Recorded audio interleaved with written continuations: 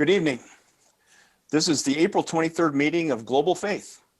I'm Rob Rohrbaugh, here with Dr. Mark Christian in Omaha, Nebraska. If you are new to us, we are ambassadors of the gospel of Jesus Christ. We are advocates of the victims of Islam, and we are champions of the United States Constitution.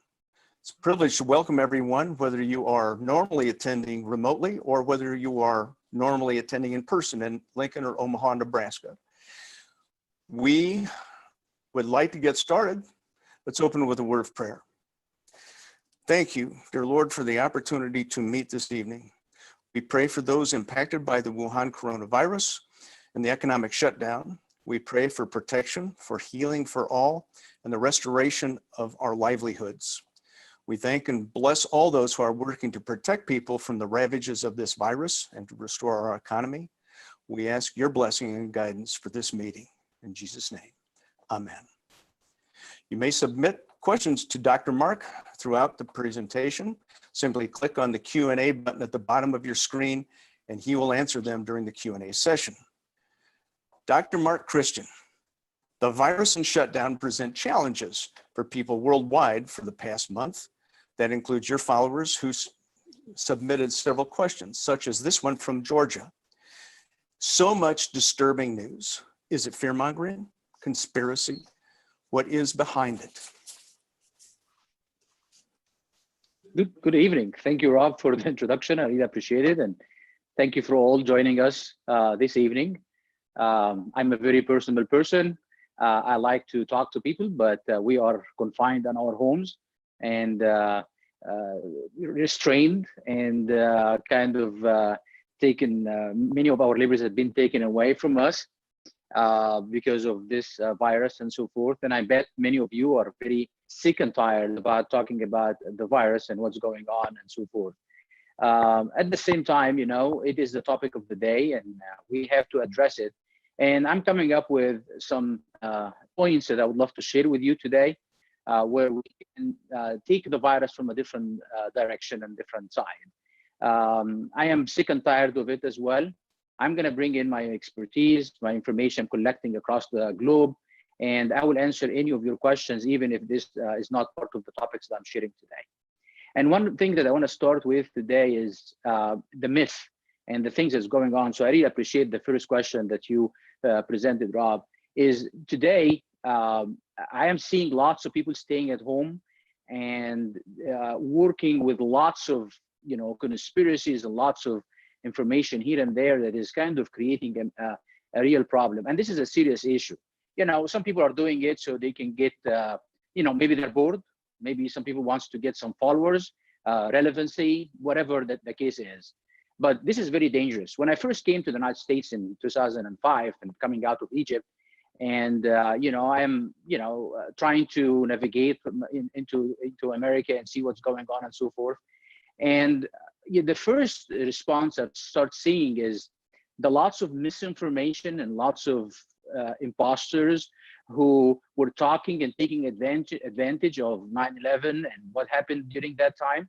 And you know, some were very good and real patriots who are trying to do the right thing and fight the good fight and present the information, sound the alarm and so forth.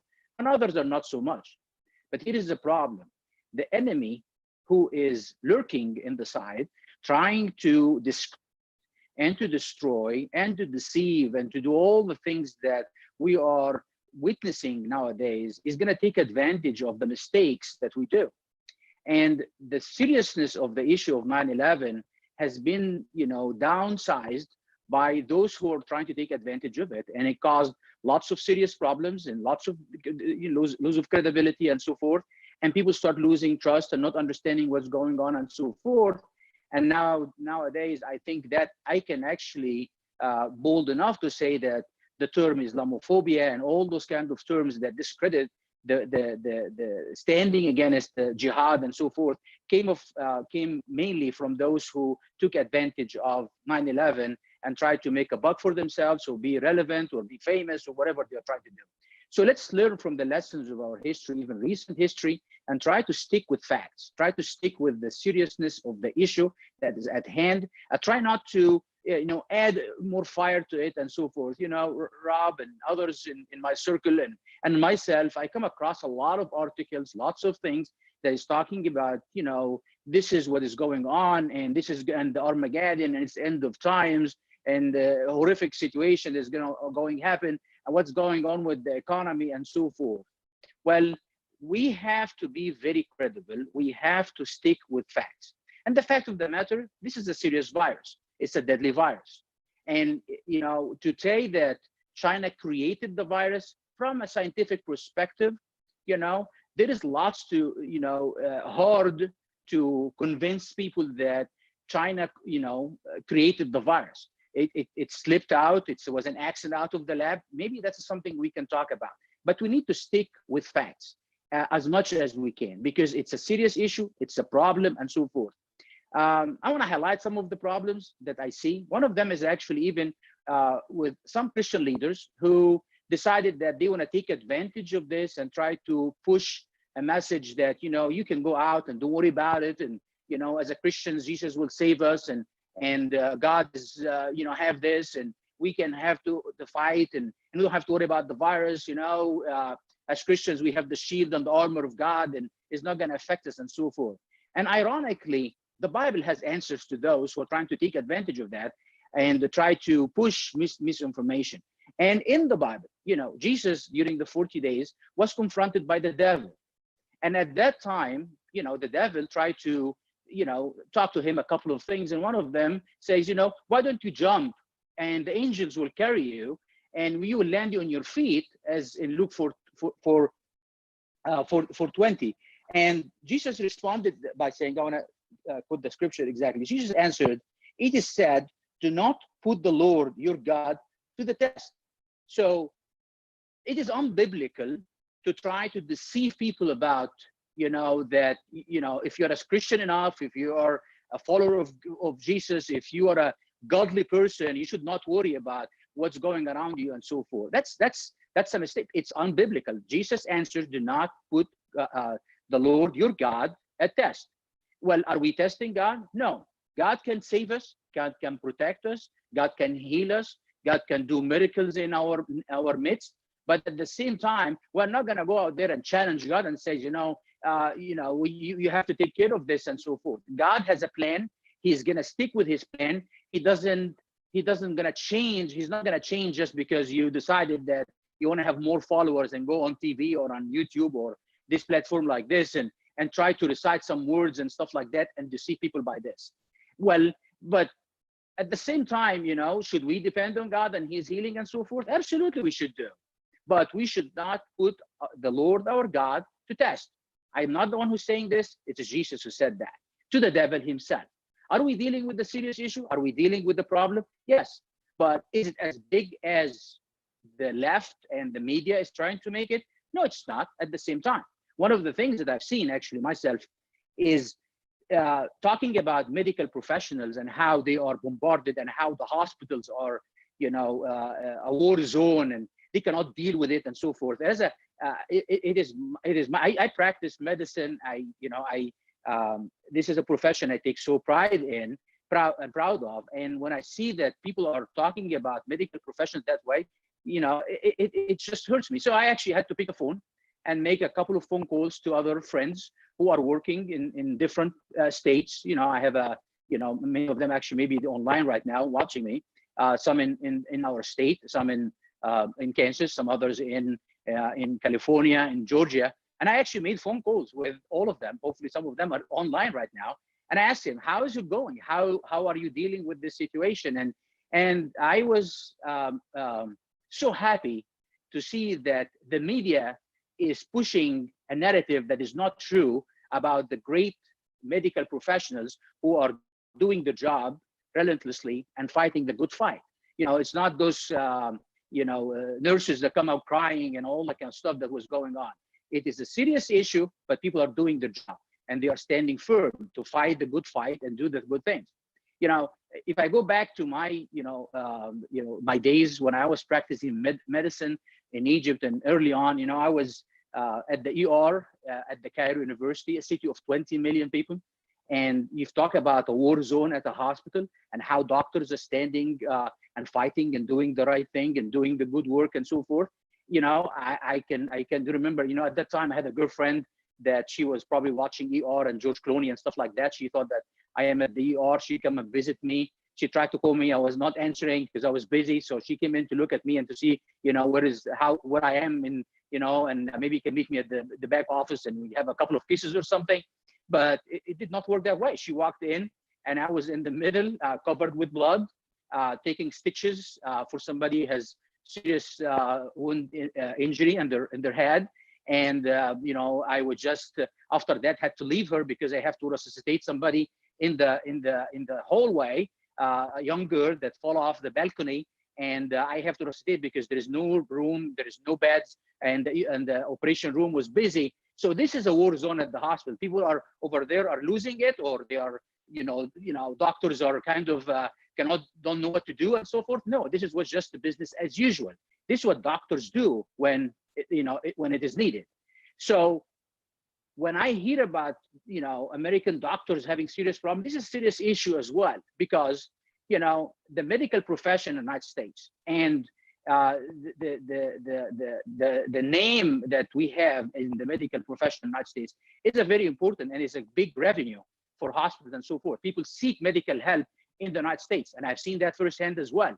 With all the propaganda that is media coming out, people across the globe are start losing trust in the United States, in the medical field of the United States. We cannot handle a virus. We cannot handle ventilators. You know, somebody who's gonna come in for a transplant, he says, you know, maybe I should die in my own country instead of going to this mess of a medical professional, medical area, you know, because it's wrong. So the media and the left and the propaganda that is going on is not only hurting the medical profession, it's hurting America to the core.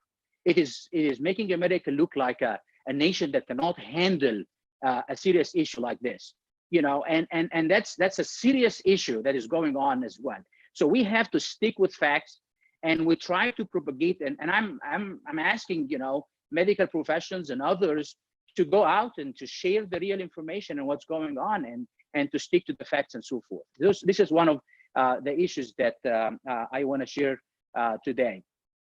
You know, the other topic is I would love to talk about what's happening in the Middle East, what's happening in Europe, what's happening in the midst of our country, and answer some of your questions. So, you know, many people talk about how the Middle East is dealing with the virus, and are they closing mosques as well or not? Number one, I want to highlight that, you know, to stop the churches in the United States is a wrong thing. But at the same time, I think I'm applauding those who came up with great ideas of, you know, going out and finding better ways to continue the worship and continue doing the things that we should do as Christians, and practice our own faith and have our gathering. Easter Sunday was not like the normal Easter whatsoever, but at the same time, many pastors, many churches stood up for the seriousness of the issue. And I was amazed by different preaching coming out of Fox News in the morning, and I was able to actually do at least 3 or 4 churches that day. So there was something, you know, good out of this. And again, we should not challenge our Lord, our God, and put him into the test. But at the same time, we have to abide with things, but we have to voice our opinion, and we have to speak with facts when we are dealing with this. Talking about the Middle East, I've seen things that's very interesting. Okay. Number one, you know, I had lots of questions why we're not hearing about jihad and attacks and terrorist attacks and so forth that is going on nowadays as normal, you know, because everything is on hold. There is no flights, there is no interaction whatsoever, people staying in their homes, and it's slowing down. But make no mistake, many of the imams, many of the jihad leaders are propagating lots of, you know, messages out there, and taking advantage of the misinformation that's coming out of CNN and the media and so forth to destroy and to fight against America, and say how America and how the West and how the Christendom is destroyed by the virus, and it is God's wrath on them and so forth. So they are doing their own jihad in their own way, but still we do not see much of terrorist attacks. We don't see even crimes in New York. They said it's low and stuff like that, just because of, you know, the virus and what's going on. But there is few things that's happening in the Middle East as well that is very, very interesting. Before I continue going, do you have any questions for me, Rob, so far, or I should keep going? We have some coming in. So go ahead and submit your questions even during my talk.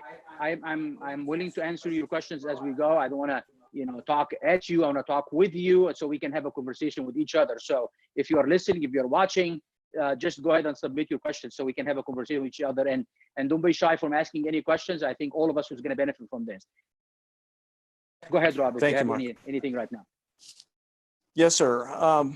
We have a comment from Minneapolis about the mayor. Perhaps this relates to churches and mosques and what we are doing about continuing to worship. In Minneapolis, the mayor issued a permit allowing a mosque to broadcast daily a call to prayer using loudspeakers. Are mosques closed like our churches? To answer that question, the rules and regulation that was implemented by the United States government, whether on the state level, on the mayoral level, or even on the federal level, applies to everybody. So you cannot gather more than 10 or 6, whatever numbers in different states, more than 50 and so forth. Applies on everybody and supposedly apply to everybody. Would be some leniency within the mosques. I don't want to point at some places, but yes, there is some violations within the mosques. And I mentioned that in the previous broadcast, because according to Islam, Christianity is so much loving, so much forgiving, so much, accepting and so forth. Islam is not so much. Islam, a man has to go to the prayers, especially on a Friday. Otherwise, he is charged with apostasy. So there is a big penalty for not attending mosques according to Islam, and it's a serious issue. So some mosques are, trying to go behind the government back and doing things, and there is some leniencies going on with some mosques. But in the majority of mosques, no, it's not. And even, I was going to be talking about Saudi Arabia and what's happening. It's some historical things that's taking place. So I really, I don't want to point fingers. There's some leniency with mosques. Any more questions? All right. Thank you. Wouldn't it be a safer and more beautiful world if Ikhwan, that is the Muslim Brotherhood, was designated as a foreign terrorist organization in America, as it has been for quite a few years in 5 Muslim majority countries? Wouldn't we be well served by putting designating a public enemy number 1?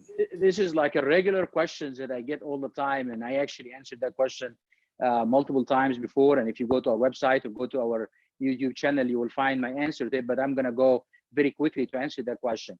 In those countries that designated the Muslim Brotherhood as a terrorist organization, they do not have our laws and constitutional rights that we have, until we got the coronavirus. Then we start losing our constitutional rights. But we have laws and constitutional rights over here that is not similar whatsoever. Thanks God for that. That is not similar to other countries. Okay. The Muslim Brotherhood is a serious organization that really a very bad platform. It's kind of the mothership of all the Islamist movement and so forth. It's actually, and number one is, many of you know very well that I can talk about the Muslim Brotherhood very well because, my great uncle is one of the co-founders, and my dad and my uncle, both of them continue to be members in the organization till this day, and they are high ranking, and they have been since the 60s, actually from the 50s. They have been part of the organization. So I'm talking about the organization from somebody who knows exactly what that is and what looks like and what they can. And I totally agree 100%. It's a terrorist organization. But the fact of the matter is, there is lots of members of the Muslim Brotherhood in the United States who are American citizens, who are professionals, who are business owners, who are, like I mentioned, American citizens born here or get naturalized and so forth.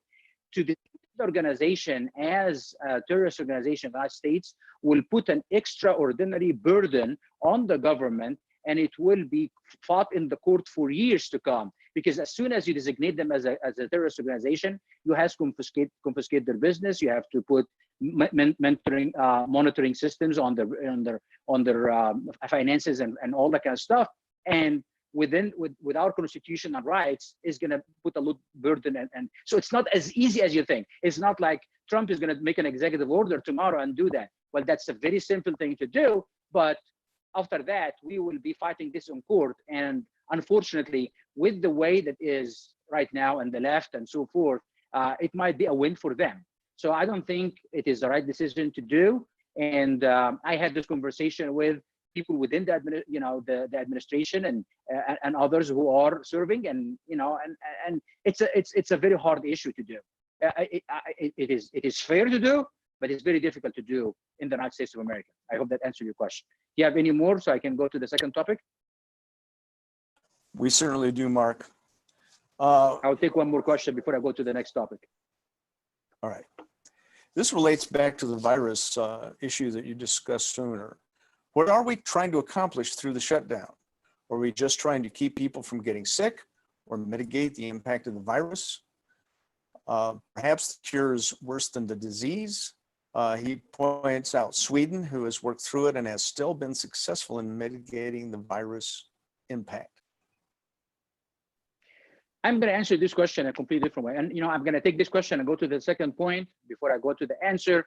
And I encourage you to submit your questions as we talk. So do not be discouraged from me not taking the questions right now. I'll try to take them as we move forward to the different topics. So please submit your questions as we move forward, okay? And challenge me at anything. I will try to answer as the best of my knowledge. If I don't know, I will tell you I don't know, okay? So when we are looking at the virus and what we are trying to accomplish, it's a very good question, okay? And you have to understand that this administration is no dummies. There is very smart people within the current administration of the United States, and they know what's going on and what they're doing. And Trump knows very well, that the financial situation of the United States was biggest platform for the upcoming election. And destroying that kind of platform, destroying the economy of the United States, has been something that the CNN and the left has talked about for quite some time. Bill Maher said that I wish we would go to recession and people lose money. That was 2 years ago. That the economy will collapse, so we would not have Donald Trump second term. They said that multiple times, so they are not keeping it a secret. Now they're not talking about it because they believe that people have a very short-term memory. I don't, and I think many of you don't. So you understand very well that they have a plan to destroy the economy, and they have no problem whatsoever to destroy the economy. Especially when Nancy Pelosi and others are not destroyed whatsoever. She still enjoys the enormous multi-$1,000 fridge in a multi-million-dollar home and eating an amazing ice cream that I wish I have some of as well, but she can enjoy all of that stuff and talk about destroying the economy because her economy is not destroyed. It is us who are destroyed, and Donald Trump is destroyed in the way. So make no mistake, Trump understood exactly what's going on, but you have to understand as well that there was a tsunami that was coming in. And he tried to weather the storm as much as he can early on. And you remember the talks about, I will close China, but, calm down, things are not that bad. And it is similar to the flu. More people die from the flu. Maybe more people died in 2000, during Obama administration, during the N1H1 virus and so forth. And that's true. Imagine today, if we had the same kind of meter going on with everybody got infected, everybody dead, from the flu, from the swine flu before, in the previous virus, and you have 60 million Americans who got infected by that virus. I'm not minimizing the number of deaths. I'm not, every life is worth it and so forth. But the seriousness of this virus is not equal to shutting the government and shutting the United States economy and destroying the world economy the way they are doing it. It's not. But Trump and his administration had no choice whatsoever other than doing so. Because imagine if he didn't. Imagine if he stayed open. Imagine if he stays, let's do business as normal. Imagine the attacks that will go on today with every person die and from every person infected and what's going on. And they will exaggerate and make it bigger and bigger and bigger and bigger. And it actually might destroy and have the same effect of closing the economy that we have right now. So this was weathering the storm bending down when the tsunami is coming, or trying to do the best we can. So make no mistake, the administration knows exactly your concerns, knows exactly what's going on. They are no dummies. They are very smart people within the administration. And there is very smart people within what's going on. But at the same time, it is time to open up. But we should also try to do the right thing and do it in the right way. We need to outsmart the devil. We need to outsmart those who are trying to destroy the economy and try to do it right. And the administration is doing so. So when we are looking at the current situation, is it serious? It is. But is it serious enough to destroy the economy? Not. But there was no choice other than doing this. And it's a time to open step by step, so they would not attack. And you can see right now, when he presented a medication has been used in France and many other places and so forth, and the regimen that was used, and they attack him. No, it's not working. It cannot work. And then try to say, oh, because he has stake in the market, stake in the price of the drug, $24 he invested in that. So they attack him if he talks about a cure.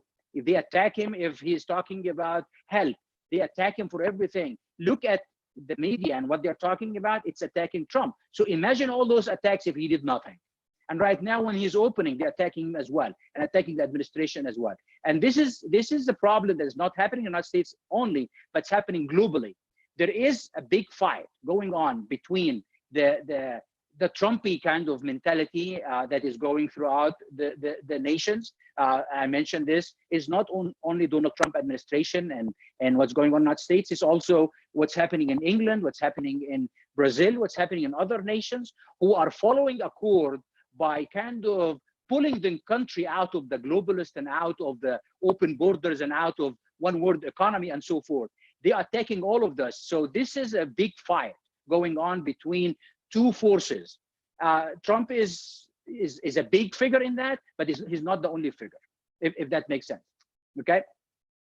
I want to jump in onto the second topic over here when we're talking about what's happening in the Middle East. I would love actually to jump into Europe, but let me talk about the Middle East very quickly. So I follow the Middle East closely. I follow what's going on over there, and I need to highlight that in Saudi Arabia there is more than 160 royal family members who are actually infected by the coronavirus, and this is why Saudi Arabia is in a lockdown. They cancel all flights. They're asking every person to leave if they are not Saudi citizens, and they are doing whatever it takes to stop the virus from spreading over there. And one of the things that they did is actually they have the king in one palace under crazy supervision, and the crown prince, who is actually the pseudo kind of king, or he's the king really. He is 400, 500 miles away in a different palace, locked down as well, with a very strong security and guidelines and so forth, so they can be protected. But this is not the biggest thing that I've seen in Saudi Arabia. What's happening in Saudi Arabia is interesting. They changed the call of prayers. Okay, the call of prayers that part of the fundamentals and the pillars of I'm figuratively I'm saying part of Islamic theology, that they make the call of prayers, and it happens 5 times a day, and it was strict wording that has been going on for the last 1400 years. They decided to change the call of prayer, and they start adding words to it. Like I said before, in the call of prayers, it is an obligation for every Muslim man, especially men, more men than women. Women does not even have that obligation, that they have to go to the mosque to pray. And a Muslim man has to go to the mosque even during the week. And their Friday, which is the big day, like our Sunday, they have to go over there. If they miss 3 Fridays in a row, they are considered apostates of Islam, and they're supposed to be put to death, as Islam teaches. Okay, but they changed the call of prayers for the first time since 1400 years, and they added a couple of verses. So the call of prayers is kind of multiple verses, and it is giving Allah praise, and then Muhammad, and then call of prayers and so forth. And part of the prayer is, come to the mosque, let's pray. This is part of the prayers. Come to the mosque, and they say it like 4 times, okay, in different ways. So they changed that, and they said, stay at home and pray. Stay at home and pray. They say it twice in the call of prayers.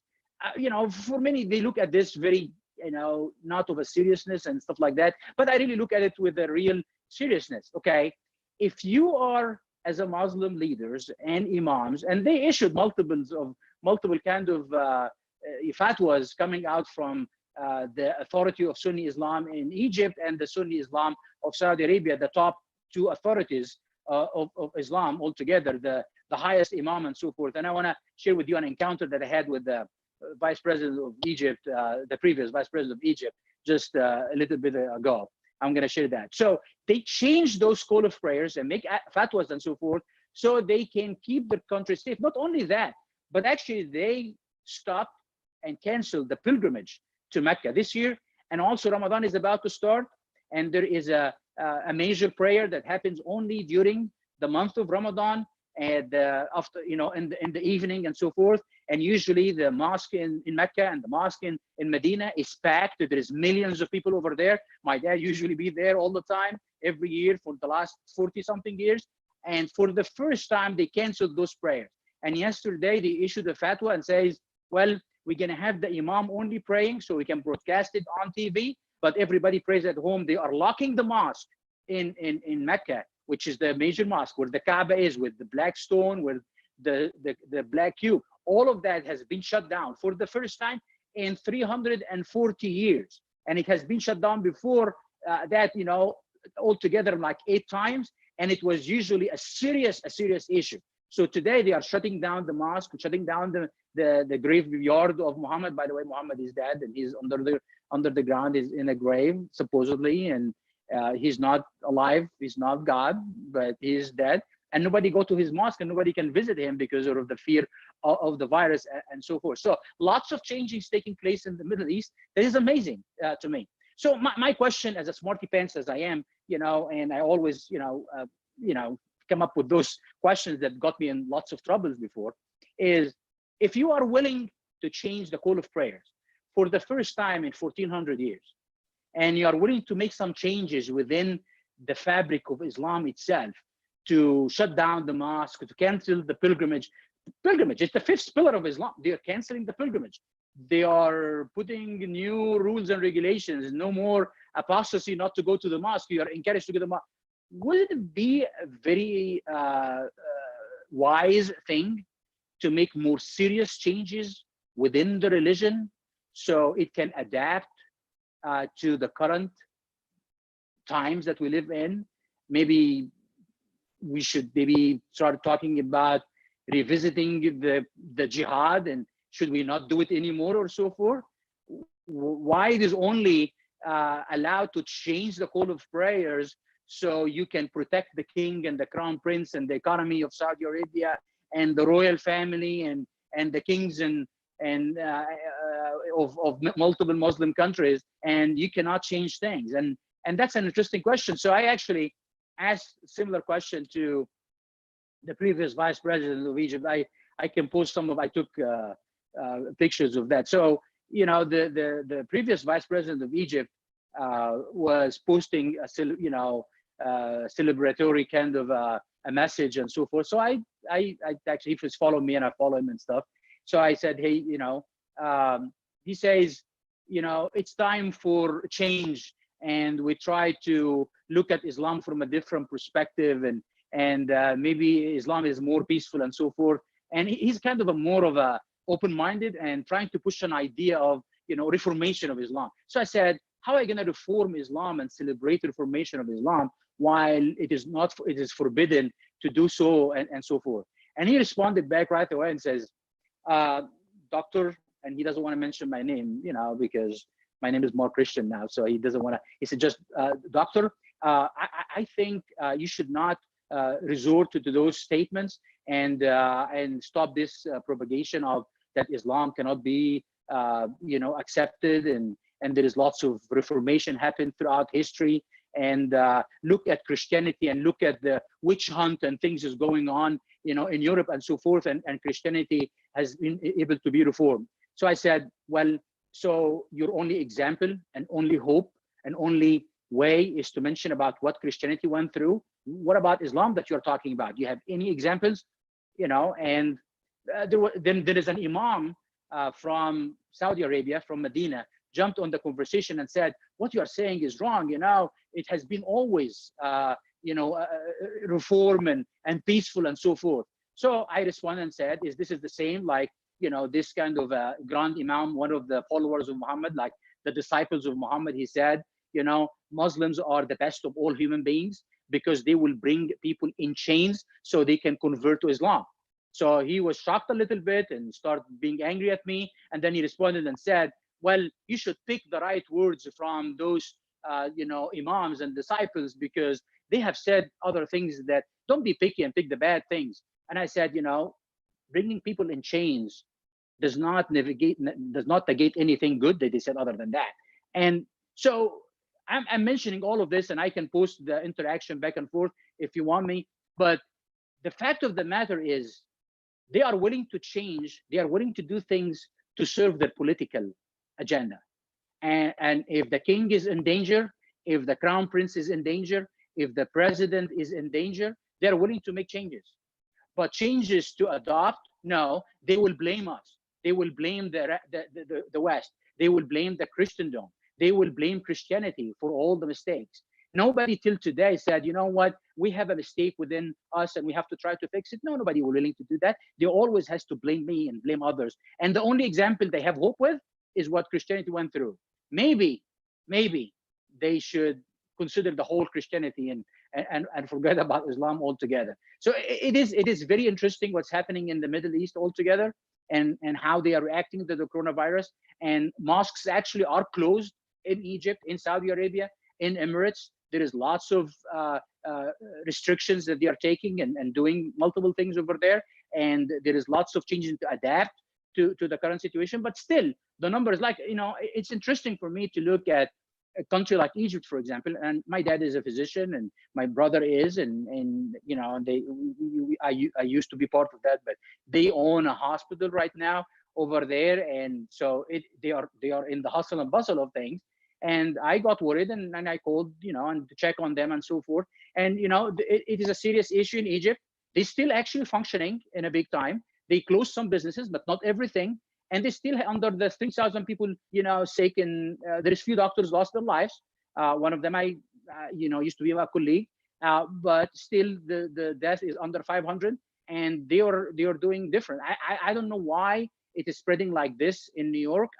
But why, I don't know, because we don't have the facts. We don't have the statistics and the real facts and who is dying and not. And I actually, when I listen to some of the professionals who are talking about exaggerating and stamping coronavirus death on anybody with a heart disease or lung disease or whatever, they do that. The other day, Jack Tapper came out and said, there is a case that actually we found out that is actually even before coronavirus came to the United States, and because she has this woman in California and so forth. They are trying to bring more and more. So they are not staying with the facts. I think we should. Any questions at this point in time in what I mentioned? Yes, sir. We have questions about what's going on in other countries. What's the truth? In China, how is it that the virus has not spread more widely? In Iran, what is the severity of the virus there? Those are great questions. I can tell you this. I'm not an expert in what's happening in China. I don't think anybody is, because the lack of information and transparency is great. In Iran as well, it's a serious issue. I've seen videos, people say people are falling in the streets and dying, and the same thing in China. Are the numbers, equate what's going on? China is a dictatorship, is a communist regime. They can put rules and regulations. They can shoot people in the streets if they're not following. So I'm happy that we do not descend into this kind of a law of the Chinese. Iran is completely, we don't know what's happening over there whatsoever. And they're trying to provoke the United States in a way so they can kind of elevate the spirit of the Iranians by provoking, and Trump responded right away and so forth. But here is the thing, we do not know. That is the fact. We do not know what's happening in China.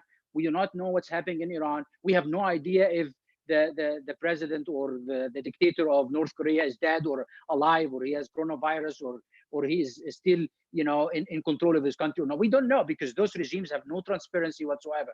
Some people trying to gather information, but here is the thing. The left is having so much, or the media is trying to propagate a whole bunch of lies as well about those countries, okay, and about what's going on over there and so forth. And actually, it was very funny that Anderson Cooper the other day was bringing a study coming out of China to convince Las Vegas mayor to change her way of opening their country. And actually, she laughed him off and said, "We are not in China," you know. And I like her answer so much, because are you seriously bringing China to talk to a mayor in the United States? And this is exactly what she told him. But here is other thing that you need to worry about, okay? The current administration was able to weather the storm of the virus as much as they can. They shut down because was the only way that they will be able to weather that tsunami against the administration. But at the same time, if we follow accords, if we do what we are supposed to do, I trust that things will work out and we get out of this pit very quickly. But you know, there is also misinformation. No, we're not gonna, you know, it's over, we're done, the economy is, no, it will. And I will give you an example and why I think so. But the worst things, before I bring you that example, the worst thing is to add to this tsunami other problem, which is adding a war or a real confrontation or opening a new front in this war that we're going through. And this is what the left is trying to do their best. They will be so happy to see us engaged in a fight with the Chinese. They will be so happy to see that we have, whether it is an economical fight, trade fight, or actually a real war with the Chinese, because that will really put so much, you know, on the seriousness of the issue that we are dealing with.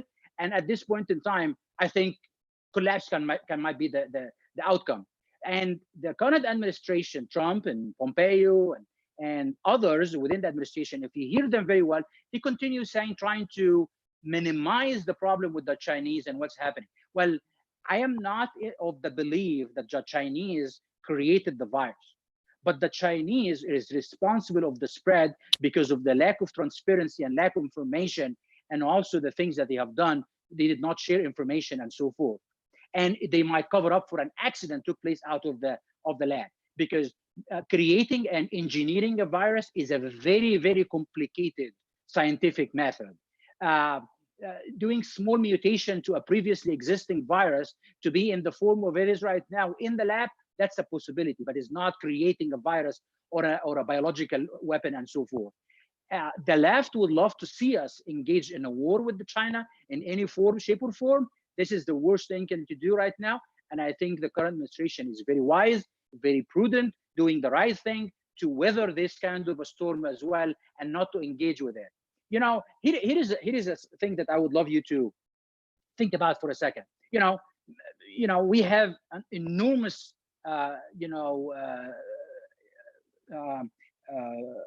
machine in the United States in research and so forth, and there is strict regulations and strict rules beyond your belief. Okay, I worked in research when I first came, and even that time, 14 years ago, the regulations was unbelievable, you know, and was very difficult to navigate through and updates and so forth. And they're getting more and more strict on rules and stuff like that. Why? Because America is a transparent and honest country. Whether you hate America or not out there, those who hate America, we are, you know, we are the best of the crowd. Okay, we are the best nation ever existed on earth. We do not say that we are perfect, but we are the best nation out there. And we have transparency. Imagine for a second that this accident that we are talking about that might took place in China was actually took place in the United States. Imagine how much, you know, transparency will be requested from the world towards the United States to tell us exactly what happened and who created this and how. And, you know, the media and the United States, officials will be the first to present the information. Remember Abu Ghraib? Remember the things that happened in Iraq? We are the one who put our dirty laundry out there because we are a better nation than others. But for China, they are covering it up. And China is supposed to be taking responsibility, at least financially, for the disasters of what took place in the United States and in Europe and other places. But if it was America, everybody will be very quick to rise and run and to try to make and keep America credible. With China, it is very hard to do that. I think the United States government, they will do something. It will never be in the magnitude of going after an honest, transparent nation like European nation or the United States, but at least in some shape or form, rest assured that this current administration, and hopefully will continue with this administration and not getting Biden, because he might not be able even to say what's going on to the Chinese, that we will keep the Chinese accountable in some shape or form. And I think there is nations, especially Italy, Spain, and other nations are forming some plans of how to keep the Chinese accountable, at least responsible about what's going on. Any more questions?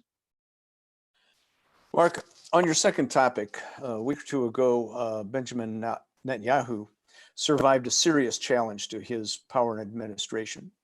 Can you comment on that and on the status of the deal of the century? A great question. The deal of the century was one of the big accomplishment of the current administration and Trump administration through diplomacy and so forth, and working with Middle Eastern nations and so forth. And I talked about it extensively. And again, I referred to many videos that I put out there, and the plan was established. And the left within Israel and the left within United States hated this whatsoever and tried to do their best, especially in Israel. They tried to stop Netanyahu from continue to being the prime minister. So they will take one of the key players that was dealing with the deal of the century. And the deal of the century was basically a deal that the current administration of the United States, working with other nations in the Middle East, Muslim countries, and Israel, to kind of put a plan together for prosperity and ending of the conflict between the Palestinians, so-called Palestinians, and Israel for good, by the backing of the Muslim countries. And it was a very ambitious plan and so forth. Right now, with the coronavirus and the tsunami that is going on and taking the whole world by storm, everything is put on the back burner. And and that's why the challenge to Netanyahu did not exist anymore. And now he was able to to form the government and to be able to, after I think 4 or 5 times of running for election and tried to frame him in multiple scams and hoaxes and stuff like that. The same thing they did to Trump. Remember, when we used to talk about Ukraine and China and Russia and other things like this, it seems like all of this is gone. They have been replaced by the virus and how bad it is. It seems like he was not an agent for the Russian anymore. Trump is. He's not working with when he got caught, like the big eye guy, talked about and so forth. It seems like all of those went down on the side completely, and now it's the coronavirus. They are using whatever weapon they have. This is what they are trying to do, and you have to remember that very well. And on the front of Israel, I think the deal of the century, unfortunately, is put in the back burner, and this is why we need to very quickly and in a smart way and stick to the facts. Please stick to the facts. Everyone listening today, stick to the facts. Everyone is writing, or somebody who's writing an article or putting a video about a bunch of hoax and stuff like that. Tell them nicely, you want to make an extra buck or make yourself famous. Please don't do it right now. Do not hurt the nation for the sake of personal gain. Let's stick with the facts so we can get out of this, get back to business, resurrect the nation, and resurrect all of those agendas that was going to be very good for the country. And I believe that we're going to be able to get out of this very, very quickly. And I'm going to tell you why. I mentioned that example. I myself, my personal, experience in life. At some point in time, when I was working as a physician in Egypt, and I was making good money and so forth, but I was young and I didn't care about what's tomorrow. I was not looking for lots of savings. I get money and I spend it, and on things that I needed and things that is building my life, buying house and buying multiple things and stuff like that, and so forth. All of a sudden, as some of you know, there was an attempt on my life by my own father, and all of a sudden I am ridden, and I was not able to work. I was not able to bring any income. I was sit in my place I stayed a couple of days in the hospital, and then after that I could not go anywhere because there was lots of burns and so forth, and I want to keep this face going on and keep my hands and all that kind of stuff. So I had to be like a vampire away from sunlight. I cannot go work while I was in the stage that I was in. Well, I had no income whatsoever going on. I was in a house arrest. It's self-inflicted. How it sounds familiar? I was in arrest, but I was trying to spend from my savings. I was trying to navigate through my life, and I know for sure that I have a clinic, I have a practice, I have a license, I have a talent, I have an education that is very easy. As soon as I get back on my feet, open my door, get out of my house, and get to work, I will be able to start bringing income again. This is the reassurance of the foundation that I have. We have this foundation in America. We have this foundation in America. The reason that we are trying to put stimulus package and so forth, so we can keep this foundation intact. So when we get out of our homes, we'll be running very quickly. Yes, I have lost a couple of patients. I lost a couple of perspectives and so forth. I have to work harder to put myself harder out there, and I did, and it worked very well, and so forth. It took some time. Yes, it will take some time, but we'll be back on our feet. Everything is in place in the United States to go back to business. This is why we have to have the stimulus. This is why Nancy Pelosi is not a dummy.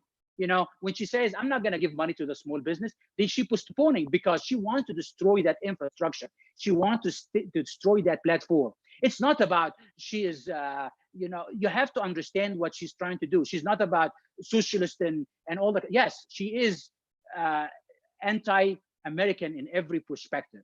She's enjoying her ice cream and she wants to have keep power whatsoever. She doesn't care about this country. She has no care about whatsoever how this country will recover, because for her, recovery of America means losing election, and she's not going to do that whatsoever. So what we need to do and understand, what is the current administration is trying to do? What is America trying to do? Forget about, I'm not over here trying to push one person, or one candidate or another, even though maybe you might get that from me, but I'm not officially saying anything. But we have to be pro-American. If we kept the infrastructure, if we kept the business going, if we kept everything intact, as soon as we get out of our homes, we will be able to run and we start the business again, and we get back on our feet very quickly. And that is very crucial, okay? I can take one more questions before I jump on the second topic, because I would love to talk about what's happening in Europe as well. Do you have any more questions for me, Rob? I have lots of them. It's hard to pick from, Mark. Let's before we jump back to that, maybe this will be a little move in the right direction. In Saudi Arabia, they appear to be moving from a theocracy to a more liberal democracy. Is this real or a political show? I'm so sorry. That's not true whatsoever. They are not moving to any direction whatsoever. They are a theocracy, and they are a dictatorship, and they will continue this way because this is the only regime that any Muslim know for the last 1400 years. Even a president is a dictator. Even a president is a pseudo king. So the idea that they are moving into any direction, that's not true. Islam can adapt and change because of the theocracy, the theology of adaptation, so we can further the goal. What's happening in Saudi Arabia is very simple. Saudi Arabia wants to diversify their income so they would not depend on oil only, and the crown prince wants to be the king and change the trajectory and the direction of the royal family from being in Al Saud family, which is his grandfather family, into his own family. That is what's happening in Saudi Arabia. Do not be deceived. What's going on? Saudi Arabia is still the same. It's the biggest Muslim country, the custodians of the mosques. They will continue being Sharia abiding. They are going to be doing everything. Everything else is a flash. So don't be deceived. Any more questions? Certainly. One of our listeners or viewers, declared that he had heard that Muslims are blaming our God for the pandemic. Oh, absolutely. If so, I said that does earlier. that mean that they acknowledge our God? Well, they didn't. No, actually, well, it's a great question. It is actually, Muslims are trying to, Allah have forsaken them a lot because he doesn't exist. Unfortunately, not fortunately, actually, fortunately doesn't exist. And they are trying to stick to anything. And this is why they are desperate. So nowadays, even the virus is attacking them in their homeland, and there's people are dying there as well. But they are so happy to see the death toll that high, and they see the media crying wolf about what's going on and the failures within the United States and so forth. So they're saying that their God, Allah, is destroying the West and America, and taking revenge for America's actions in the Middle East, in the Muslim world, and so forth. So you are probably not getting the essence of what they are trying to say.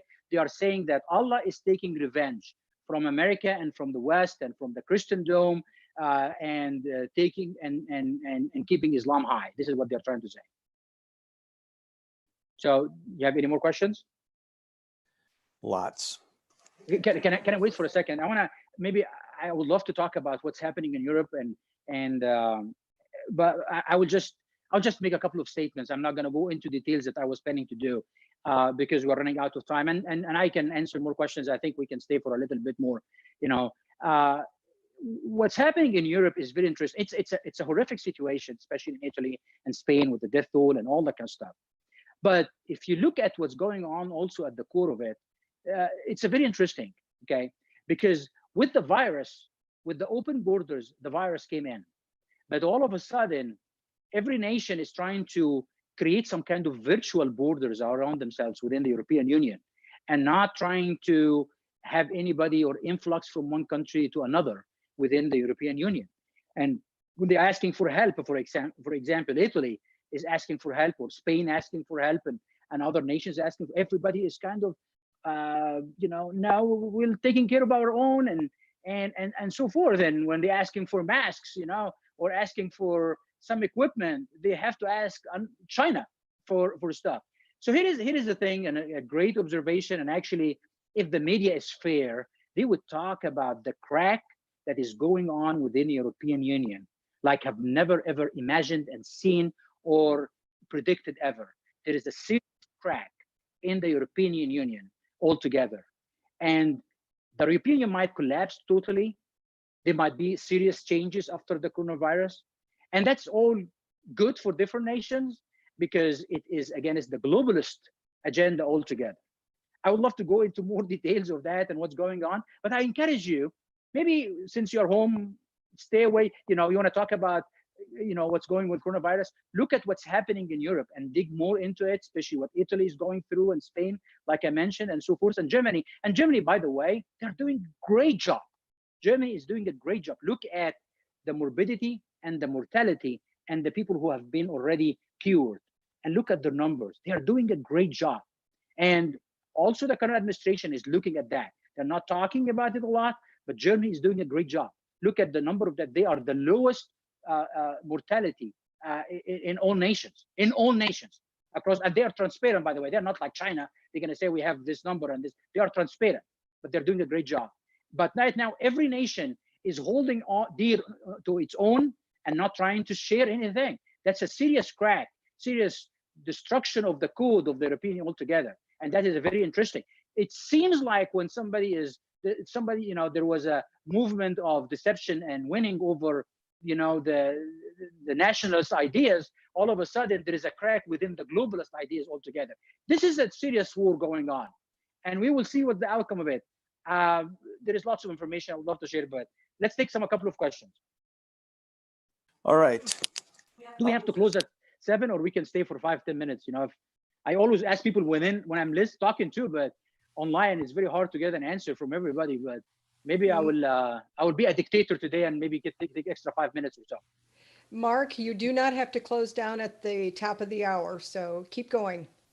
Thank you very much, Mary. If it's okay, if there's people that have questions and so forth, okay? We certainly have enough to keep going. Okay. Here's one. And I have more topics to talk about to keep going too, so we're good. Let's see if we can get to the people's questions. Here's one. It involves some history of the Harvard School of Health. It was the Harvard MIT School of Health, which was founded in 1913. In 2014, they changed their name to the Harvard T.H. Chan School of Health. Wikipedia says a donation of $350 million was given to them from that person, T.H. Chan, the largest in public history. He is a Chinese entrepreneur, or was a Chinese entrepreneur. Who influences our government more, China or Islam? And how do we fight this influence in our schools? Well, it's a very good segue from what's happening in Harvard and big institutions. And I don't want to, go into attacking any of them at this point in time. But I want to answer the question about who is influencing our government. Since the beginning, there is two forces, the force of good and the force of evil. We can give good different names, different shapes, different names, different person, and to the evil the same thing. Evil exists and continue to exist, and good continue to exist until the second coming of our Lord and Savior and the end of the world, and things will be much better than it is for some, and others are not. So there is a force of evil. You cannot say that the Chinese are the force of evil, or the Islamist movement is the force of evil, or the left in the United States is the force of evil. The force of evil is the force of evil. And there is some weird reason there is that you can see affinity between evil getting together and finding a coalition. That's why we, many of people actually that very well knowledge and educate a lot about the axis of the green and red axis. The green and red axis is the axis. It's the work that is going on between the Islamist and the communist or the left, which is Russia or the Chinese or whatever it is. The forces of evil. So, who is influencing? Looking more into the Islamist movement, okay? And the Islamist movement is a very interesting. I'm not only a student. I lived it. It's my DNA. Okay, I'm not saying this lightly. It's seriously. It's my DNA. Islamist movement, from a political and theological and historical and even current history of different nations and Saudi Arabia kingship and the Emiratis and the Egyptians, is part of. I was not playing Xbox. This is the stuff I was doing when I was a kid. So it's part of my DNA. And they have they had a very weird history of actually themselves was able to work together with communists and socialists. And socialism in itself has a strong affinity between Islam and socialism, and goes back into history, by the way, because in the core of communism, it's talk about dictatorship and control. And Islam is a dictatorship and control. You have a caliph, and when the caliph fall, they have the kings and so forth. This is the mentality and the mindset. So there is a strong affinity between the two. In the current United States of America and in the West in general, you will find the same axis between the red and the green and working together. The thing about the Islamist movement, it's more dangerous, and we can open that for debate. Which one is more dangerous? Both of them are evil. Both of them are devilish. Both of them wants destruction, and the devil wants deception and destruction for all humanity until the day of the second coming. So, in my opinion, Islamist movement is more dangerous, and I'm open for debate for that. Why I'm saying this? Because the Islamist movement has a theocracy or theology that is keeping them intact. And it has actually went through the test of time multiple times. And somehow, some way, even though it is faulty, even though it is not factual, even though for many, many reasons, it should not have to survive, but it did survive. And it will continue surviving, okay? And this is why early on I talked about the Reformation, because, Islamist leaders, the grand imam, not the big imam from Medina that answering me and debating with me, and I will post this about the Reformation. They know very well, every imam, every religious leader, as Sheikh Qaradawi said one time, if Islam start reforming, Islam will fall apart. But it's not till today and still intact. And also they have a strong economical power and organizational power that started with the Muslim Brotherhood. In my opinion, actually, as a student of history of Islam, Islam had multiple dynasties and multiple, like many of you knows about the Ottoman Empire.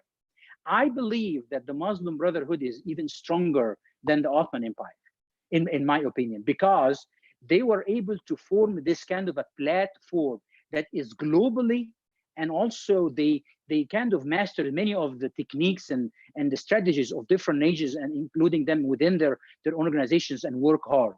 So it is kind of a web and a network that is well financed and has a backbone of theology and lots of followers. And when they die out, they come again. And they did not get the real test of the socialists with Reagan fighting them. They did not get that kind of fight like Reagan did with the communist and the communist of the USSR. They never had that yet, and hopefully one day they will. But until then, they don't. So they are working. Chinese, Russian, communist, socialist, within the government, within the institutions of the United States, within the religious institutions. Unfortunately, I talked a lot and wrote a lot about the influence of this axis into our schools, into our religious institutions, into our government, and how they are allowing to lobby and allowed to do things that they cannot do anywhere else. So in my opinion, Islamist is more strong, but they cannot succeed without the left giving them the glove that they can wear to destroy America. So all of them working together. Look at it this way. How many Islamists out there? They cannot succeed without the Bill Clintons and the Hillary Clintons and the Bidens and the Obamas and the Michelle Obamas and Nancy Pelosi's and Schumer's and all of those and Bernie Sanders. They cannot succeed with those. Are those Islamists? Yes, they are, because they are tools in the hands of Islamists. Are they Muslims? Not. Some people will tell me what Obama is. I don't care about what his religion is. But all of those have been tools in the hands of the Islamists. And the Islamists are very good in recruiting and working with those people who have no faith, no foundation, nothing other than hunger for power. And those are the best tools in the hands of Islam. The Quran says so. Any more questions? Yes, sir. And boy, does that underscore our need to carry out and return to founding principles where we do have that basis. There are a couple of them. One asked about President Obama having more meetings with the Muslim Brotherhood than his cabinet, and it talks about promoting the overthrow of, pardon me, of leaders like Mubarak. Another person asks about the Trump administration doing anything to weed out Islamists within the State Department, Justice Department, and Defense Department. Could you make comments about all of those? President Obama was one of the biggest champions of the Islamist movement, and he did so much damage to the United States of America throughout his 8 years of presidency. And he gave it lots of power and so forth, but also his failures was the platform that Trump was able to function of and to try to do things that he's doing today. And actually, I'm saying this because I look at the bigger picture, and I look at how God works in mysterious ways, and I look at the amazing thing that God can use an evil plan and make it for good. So throughout the Obama administration years, I was looking at what he is doing in the Middle East and the bloodshed and the destruction and so forth, and the change of regimes and, removing Mubarak and so forth. Mubarak was not, he's dead right now, but, he's not like an angel, but he was keeping the country intact from the Islamists and so forth. Obama came in and changed and destroyed the Middle East. But then there's new regimes came in, and all of those nations, Saudi Arabia, United Arab Emirates, Jordan, Egypt, Bahrain, Kuwait, all of those nations are strong, powerful Muslim countries. They would not have ever worked with Israel and the United States today the way they are without the failures of Obama and the Obama years. So we need to trust in God. We need to trust in his plans. We need to continue in prayers. We need to be educated. We need to fight the good fight and elect the good leaders and to try to do the right thing. We depend on God. He's going to win the fight, not us, because we're not Muslims over here, that it is upon for them to chop the head of the apostate like me or kill those who offended the Prophet of Muhammad, like Obama said. It is God who's going to win this fight and this battle, but we need to do our job. Okay, going back to the current administration and what they're trying to do to weed out. Well, I mentioned earlier how hard it is because of the United States Constitution, fortunately, and God bless America. We have Constitution, we have rights, we have Bill of Rights, we have many things over here that we cannot function like Saudi Arabia. All of a sudden, throw a bunch of people in jail and take their money, and nobody's going to challenge the government. People can challenge the government, and the current administration is doing a great job by trying to take one step at a time. But make no mistake, the left understands that. The glove that the Islamists has been using for quite some time understand that, and they're doing their job to distract, whether it was Russia, with Ukraine, with impeachment, with coronavirus, with whatever. They are doing whatever it takes so he would not succeed, the administration would not succeed. Mike Pompeo understand Islam. I take pride of understanding. I told you it's part of my DNA. Mike Pompeo is a smart, smart man who understand the seriousness of issues. You know, I was talking to him. I was amazed. This is just an amazing man who knows exactly what's going on. God bless him. And there's many others within the administration like this. So they are trying to do a good job. What we need to do is do our part. Continue educating, continue fighting, and most importantly, continue praying and doing a job, and stick with facts. Please, every time you say a lie, so you can have a personal gain, so you can impress others, or to put an article out there about, you know, Bill Gates and what he's trying to do, and try to connect dots that do not exist, you are destroying your country. It's a serious issue. So maybe you need to stick with the facts, because the facts will set us free. The truth will set us free. Okay? So, do you have any more questions? Yes, sir. Back to what you talked about earlier, the President Trump's choice of doctors like Fauci and Birx. This question relates to Dr. Fauci in particular. Why did he allow Dr. Fauci to be on the committee of experts? And we might ask another question, more relevant now. Does he have an opportunity now to switch to or involve doctors with a different point of view, like David Katz or John Ioannidis, who have a little different view about what it takes to truly mitigate permanently the effect of this virus? This is a smart administration. There is lots of smart minds going on. Dr. Katz was on Mark Levin, as you know, Rob, and others, to push some information out there that is not haphazardly happened. This is very well organized, and many other things is happening the same way. So if you go back to what I mentioned earlier, why Dr. Fauci and others within, there was a tsunami coming in. And think about it for a second. If Trump ignored all of it, how the media would have been reacting today. Think about it for a second again. What would have the media, the left, Biden, Nancy, others would have reacted today if Trump ignored it completely, if he fought this tsunami? Sometimes it is prudent, smart to weather the storm. It was a storm, but was exaggerated and manipulated and used by all of those I mentioned. There was no other choice other than bringing those people you mentioned on others and to do what happened and what is taking place today in the country. There is some kind of a navigation and a plan. This is why the left says, tell us a plan. No, he's not going to tell you the plan. There is a plan, and things are going and working in a different direction. And we need to keep an eye on what we need to do today. Continue fighting for your liberties. Continue fighting for your rights. Continue voicing your opinion for the need to work, need to get the economy going on, and say it factually, and say it in a proper way, and say it without adding or subtracting stuff that will take away credibility from us. You have to understand that there is youth around us. We need to win them in our side. And the youth are very well educated. There's many of them are educated. So many of them understand what's going on. Engage in a conversation with them.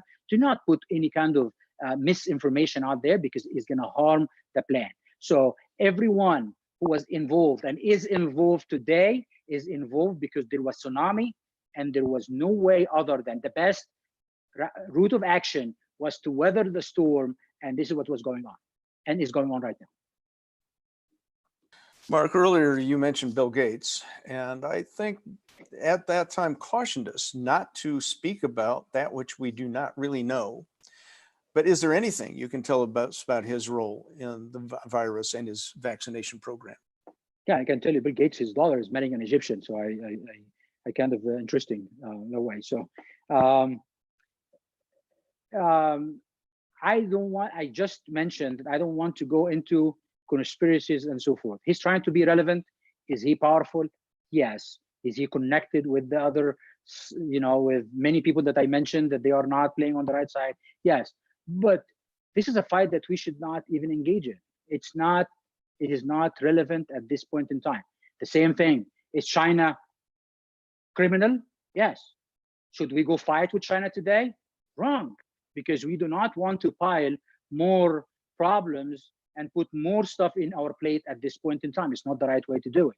So when we go into a side fight, so we can enjoy our conversations about Fauci or Bill Gates, or the conspiracy that is connecting all the webs together and all the kind of stuff. It might be true, it might be not. Is it worth fighting for? No. Stick with your plan. Keep your eye on the target. Here's something that I learned about China from many people that I learned. The Chinese are very well equipped militarily and economically, and they are a very strong nation. But they will never, and I heard this from top military leaders in the United States active right now in meetings, that the Chinese is not gonna go and be distracted by any small fight here and there. They are sticking with their plan. And their plan is what's gonna happen 10 years from today and 20 years from today. They do not get distracted in small fights and so forth. But if you go to their core, they will fight like no tomorrow. So it is dangerous to manipulate the Chinese today, but it's good to manipulate and know their game so we can play it as well. The same thing within the United States. Is it worth it to go and connect the dots about Bill Gates and make him the guy who did the virus? That's crazy. That is crazy. It's cool. It's not worth it. Is he connected? Yes. Is he trying to push his agenda? Yes. But is he the enemy? Not only him. Okay. So let's move on. Focus on your goal. Get this country back on its feet and keep us, better. Thank you, Dr. Mark. We certainly appreciate your wisdom and the clarity on the strategic situation and this warfare that we're in. As yet, nobody has talked about our northern neighbor, Canada. We have a listener that is tremendously concerned about pro-Islam Trudeau and the biggest mosque in North America in Fort McMurray, the power hub of Alberta, therefore Canada. It is 20% Muslim now. Can you comment on the relevance of that situation? I do have family members who immigrated, and they are Canadian citizens right now, and all of them are Muslims, all of them. Well, I don't have actually anybody in my family is Christian except my son. So Canada is in a serious issue. They have an open doors for. Let me say it this way: Europe is not in trouble today because of their actions that they have taken in the last 10 years. But Europe today is in serious danger because of the decisions that they made 30 years ago and more. And I see Canada today doing the same exact mistakes at a time that the outcome will be multiplied multiple times. It's a serious issue. I think that the biggest problem is they need to have a change of leadership.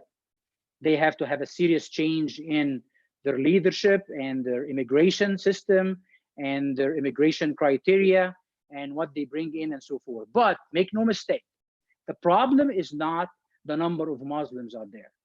The problem is the leaders of those Islamic movement over there, because Muslims are tools. Muslims are human beings like you and I, who are open for the truth, open for the realities, open for a better future, taking care of their families, taking care of everything that they hold dear like you and I. They are human beings. They are created in the image of God like you and me. But there is leaders out there who wants to recruit them, having them on their side. And there is nothing worse than having leaders like this continue functioning, have a platform, and also we not doing our job by reaching out and propagating lies and conspiracies that does not exist. Muslims are not your enemies. Their leaders are. Your own government that is letting the leaders of the Islamists are the problem. You need to have a change of leadership, and you have to have a change of attitude to understand who is your enemy and who is not. Okay? I hope you will. I don't want to take so much time.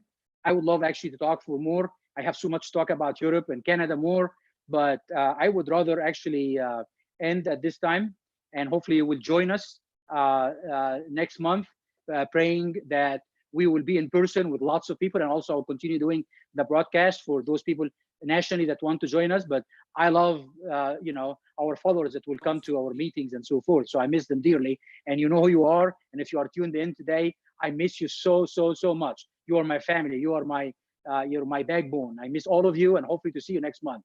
But if not, we will continue doing this, and I hope you will tune in and invite more people to come in.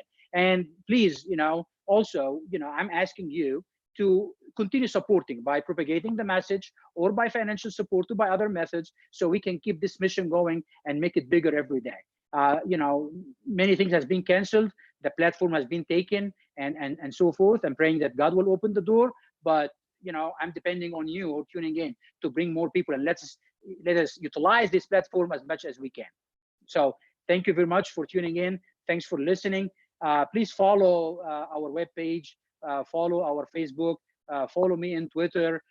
Let's have this conversation going on. And if you want me to post the conversation I had with the vice president and the imam, and one of the major imams actually in Medina, about the formation of Islam, I can post those, but I don't just want to push it for no reason. And I will do it's all in Arabic, so I will do the translation and send it out. So with this, I will end, and I will turn it into Rob. And thanks for helping, and everybody helping in the platform. Thank you very much, and you have a good night. Thank you, Dr. Mark, and thank everyone for your attendance this evening. We will hold a meeting in May on our usual fourth Thursday, the 28th. If possible, that will be in person in Omaha and Lincoln. And online too. Yeah, absolutely. Online with that atmosphere rather than, this homey atmosphere that we have now. We hope that on your screen you will find 3 items that you can use to keep up to date on our website at globalfaith.org, our Facebook page, facebook.com/globalfaith.org. And you may also follow Dr. Mark on Twitter at @theapostate1. Once again, thank you all for attending. Until next month, may God's blessing and protection surround you. Thank you.